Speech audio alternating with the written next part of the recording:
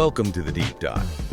Today, we're really getting into something crucial for architecture firms trying to navigate the online space. We're looking at the hidden costs of positioning yourself as the affordable architect and competing mainly on price online. Yeah, it sounds logical, doesn't it? On the surface, anyway. Offer lower prices, get more clients. Simple. Right. But what often happens is this approach can actually hurt your visibility online, maybe diminish how clients see your expertise, and frankly lead to attracting clients who aren't really the right fit for growth. Exactly. That's the tension, right? Chasing clients with low prices seems easy, but it might actually pull you away from sustainable growth, from the kind of projects you really want. Yeah. So this deep dive is all about looking at a more effective way forward. Let's start by tackling that big myth: lower your prices and they will come. It sounds good, but for architecture firms especially, it's often a bit dangerous. Why is it particularly risky for architects? I mean, it's not like selling, a basic product where cheap often wins, is it? Architectural services are more complex. Oh, absolutely.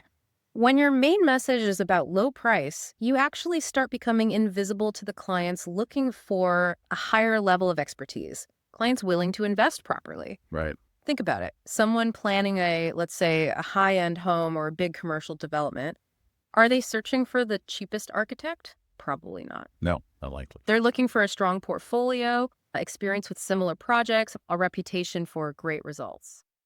Leading with price suggests price is your main selling point, which can accidentally imply you compromise on those other qualities. So by pushing affordable, you might just miss connecting with the clients who have the budgets and the exciting projects that could really lift your firm. Precisely. And it doesn't just stop there with missing those first opportunities. This kind of price-first approach can really drag down your firm's earning potential long term. If you consistently bring in clients focused only on price, you'll likely find yourself constantly defending your fees, maybe even undervaluing your own work. And that makes it much harder later on to ask for higher fees for bigger, better projects, even when you've got the portfolio to back it up. It's like you've anchored your value way too low from the start.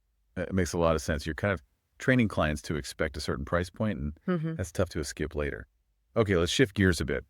How do search engines like Google actually read this price-focused message? It's not just about what clients see, right? There's the algorithm side too. Exactly. Search algorithms are pretty smart at analyzing the language on your website, your online profiles, to figure out what your business is all about. Okay. So when you use phrases like affordable architects or lowest cost design, maybe budget friendly, you're sending really clear signals to those algorithms. And what signals are those exactly? How does Google categorize a firm using that language? Essentially, Google sees it as a strong sign that price is central to your strategy, how you stand out. So it becomes more likely to connect your firm with searches, including those price terms. Which might sound good at first glance. More searches. Yeah, it seems like a win, but it often leads to a big problem. Ranking for what we call high volume, low value keywords. Think cheap architecture firm, or maybe free initial consultation. These terms might get clicks, sure, but the people searching are often very early stage, maybe just browsing, and their budget expectations likely very different from your ideal client. So you get website visitors, but they're not the right visitors, like casting a huge net and catching mostly tiny fish when you want the big ones. That's a perfect analogy. And here's a kicker. Clients looking for high-end work, commercial projects, the ones with serious budgets, they often filter out options labeled affordable or cheap. Really? Why is that? They tend to associate much lower prices with maybe a lack of deep expertise or not having the resources for a big project, or even just a higher risk. For them, investing in quality, in innovation, a proven track record, that's key. A price that seems too low can actually be a warning sign. Wow. So trying to appeal broadly with affordable could actually push away the very clients you want most. Right. That's counterintuitive. You mentioned an SEO trap earlier. Let's explore that. How does focusing on the wrong search terms create this trap? Right, SEO trap. It's basically a self-feeding cycle. You optimize your site, your content around those price keywords. Like we said, that brings in traffic focused mostly on cost. These leads might inquire, but they often don't convert into meaningful, profitable projects because the budget just isn't there. Okay. So then feeling pressure, maybe seeing low conversions, the temptation is to lean further into affordability, maybe even cut prices a bit more, hoping that will finally seal the deal. And that just makes the problem worse, I imagine, a kind of downward spiral. Exactly. You double down on low prices, reinforcing that image. You're the commodity, the cheap option in the eyes of Google and potential clients. It gets harder and harder to shake that label. And meanwhile, while you're tied up with these price-sensitive inquiries, you're losing visibility with the decision makers who care about value, expertise, trust. They're using different search terms, and because you're so focused on affordability, they might not even see you. So it's not just getting the wrong attention, it's actively hiding yourself from the right opportunities. Okay, let's talk about reinforcing a commodity brand. That sounds like the opposite of what most architects want. Absolutely. You definitely want to avoid that. This price-based SEO, it creates this negative feedback loop. Your content, your keywords, your meta descriptions, they all scream affordable. Search engines pick up on that. Your analytics might even show high traffic from price searches, which can trick you into thinking it's working.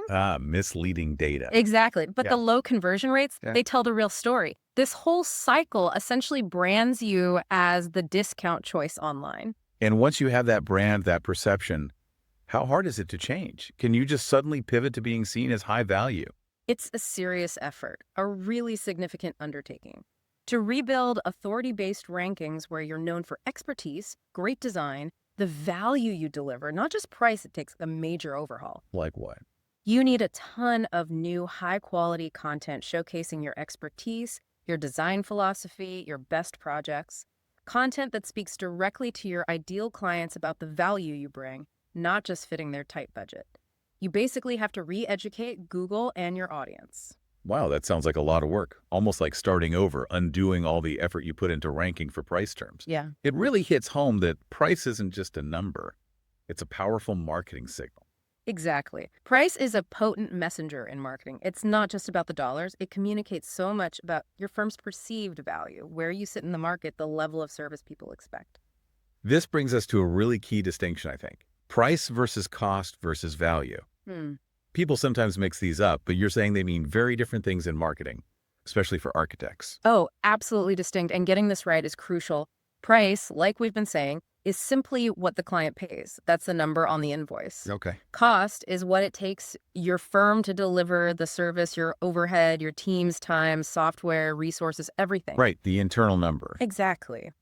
And then there's value. This is maybe the most important, but also the most subjective. Value is what the client believes the service is worth to them. The perception. Yes, it's the benefits they expect, the problems you solve, the vision you help them realize. It's highly personal to the client. And the danger of focusing only on low price is you completely neglect building up that perceived value in the client's mind. Precisely. If your marketing is all about being the cheapest, you're missing the chance to talk about your value proposition. You're not giving clients compelling reasons beyond price to choose you. Your unique skills, your experience, your design approach. Yeah. This weakens your brand with clients, sure, but it also sends weak signals to search engines. Google increasingly wants to show valuable, relevant results. If your main message is just, we're cheap, you're not giving the algorithms much evidence that you offer exceptional value or specialized expertise. So if price becomes the main story in your online messaging, it sounds like you kind of lose control of your own narrative, the story you want to tell about your firm. Absolutely. You lose control. When price is front and center, the chance to stand out based on your unique strength, maybe a niche specialty, a particular design style, your client process, it just evaporates. Your story becomes only about cost. You lose the chance to talk about the really good stuff. Exactly. You forfeit the opportunity to communicate the deeper value, the amazing outcomes you can actually deliver. And how does this play out with SEO, the actual keywords you end up ranking for? Well, unfortunately, those affordability keywords start to dominate your SEO. Those are the terms you rank for, naturally. Right. And this overshadows the more strategic, value-based terms your ideal clients are actually using. Terms about specific project types like sustainable residential design or innovative commercial architecture, or terms about a specific expertise. You get known online for being cheap, not for being the expert in, say, adaptive reuse or healthcare facilities. And this heavy focus on low price, it also shapes how potential clients see your firm even before they talk to you. Oh, definitely. Potential clients might see very low pricing as a sign of maybe limited experience or a lack of specialized skills, or maybe even that you don't have the resources to handle complex projects properly. That's a big risk in architecture. Architecture involves huge investments, trust, long-term vision. Those initial perceptions are incredibly powerful. They might subconsciously think low price means corners cut, communication problems, maybe the design won't be quite right. Which really highlights how crucial perception is in architecture and how tied it is to your online presence, your SEO. It's so different from selling, I don't know, socks online where price might be almost everything. Exactly. Architecture is fundamentally about relationships. It's built on trust, on deeply understanding a client's needs, on delivering a shared vision. So perception, first impressions, they're absolutely paramount, much more so than in a simple transactional market. So putting out constant price-focused messages online could actually trigger suspicion, raise doubts among the very clients looking for that reliable, long-term partner for a major project. Precisely. Experienced developers, clients doing high-end projects, they're often quite wary of fees that seem way below the norm. They know what good work costs. Right. They understand quality architecture takes expertise, time, resources. A price that looks too good to be true can be a major red flag. It makes them question your capabilities, your stability, your commitment to quality. And the problem online is that these price signals often appear without any context, right? Someone searching on Google is making snap judgments based on just a few lines of text. That's a huge challenge. People online make quick decisions based on snippets, the title tag, the meta description, maybe a bit of text from your site shown in the results. Without a full conversation, without seeing your portfolio in depth, the assumption that affordable equals lower quality or higher risk can take hold really fast. So even those little things, the meta descriptions, the headlines in search results, they play a massive role in that first impression. They can build trust or erode it before someone even clicks through to your site. Now, let's think about the ripple effects, the sort of downstream consequences of using this affordable SEO content strategy consistently. It goes beyond just clicks. Okay, what kind of effects? What happens after someone drawn in by affordable actually contacts the firm? What are they typically like? Well, firms relying heavily on this often find themselves talking mainly to clients whose number one goal is getting the absolute lowest fee possible. Right. These usually aren't the clients who value creative solutions most, or strategic input, or a truly collaborative process. Their main concern is the bottom line, often above all else. And are these budget-driven leads different to work with? What are their characteristics? Often, yes. They might be more likely to haggle aggressively over fees, question every detail in your proposal. There can be a higher level of skepticism, maybe even distrust throughout the design process. That sounds stressful. It can be.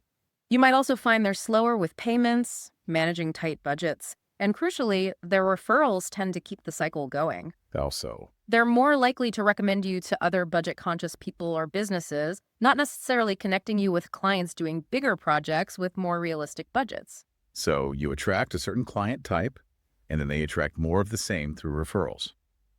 Wow. And this must impact the firm's overall brand and maybe even the data you collect, right? Absolutely.